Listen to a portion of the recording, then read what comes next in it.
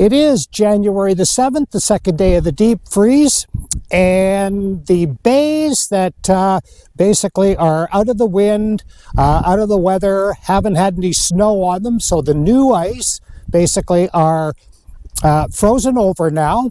That probably January the 5th in the afternoon, they finally got a good skim on them and then froze up. And so I tested those bays yesterday, and they had about 1.25 inches ice that they made overnight. Now we're into the second day of that. We're going to see how much ice is here, how much ice we made in perfect conditions, minus 12 degrees overnight. And it's about 10 o'clock in the morning right now.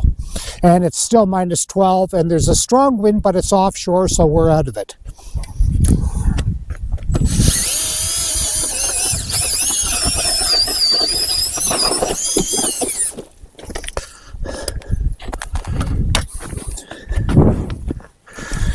So it's perfect black ice, and there's not a lot of cracks in it so far.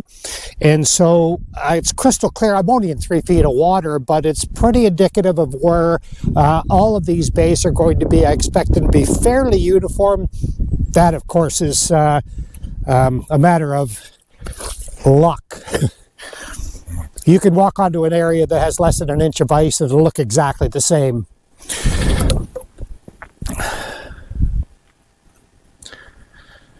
So I have 2¼ inches of ice. So we made from yesterday about 4 o'clock until 10 o'clock today overnight. We've made 1 inch, maybe an inch plus, of ice. And it's beautiful black ice, but there's not enough here to keep it from bouncing in the hole. If I jump up and down, the water's bouncing here. If the wind doesn't affect these, and the aerials that I did that will follow this are areas that are fairly out of the wind, although some of them are surprised that there's open water. And as you can see behind me, I have open water just a few hundred yards away. And the wind is again offshore, so the water's heading out. And you can hear a little bit of cracking in the shoreline, but that's not that there's waves coming in here. It's just that when the wind blows that way, south down the lake, takes some water out of here. There's a little less water, so the ice tends to settle and crack.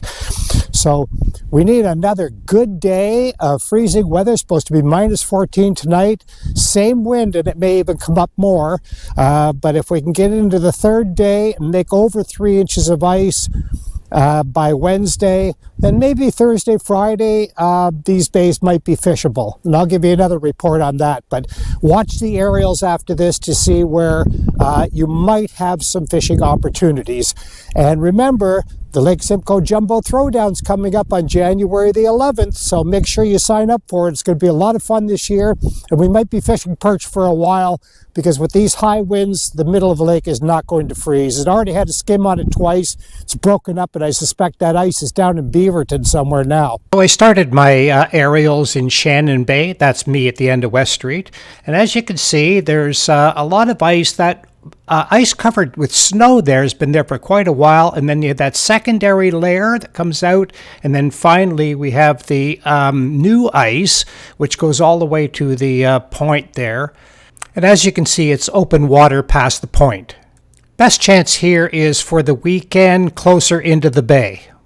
So the next spot I checked was McPhee Bay, and I was a little bit surprised that there's a stretch of open water. It's pretty protected from the north and northwest wind, but there is open water almost all the way down into the bay. There is still a chance that we could be fishing there by the weekend, but any southwest winds will end that. Next I moved into Barnstable Bay. This is very well protected. The problem is that there's been snow on it for some time. The new ice isn't as protected, although it could hold on as long as we don't get west or southwest wind. It's very susceptible to big waves coming into the southwest, and it can break up any ice that's in there. It really needs a couple of really cold nights with a little wind or north wind. Then it might be fishable by the weekend. So we are going to need a little bit of luck, no snow, and a little wind or the right wind. And so far it's looking pretty good. This is what happens to 7 inches of ice in a strong south wind. You also want to follow Ashley from Hot Box Huts down in Innisfil.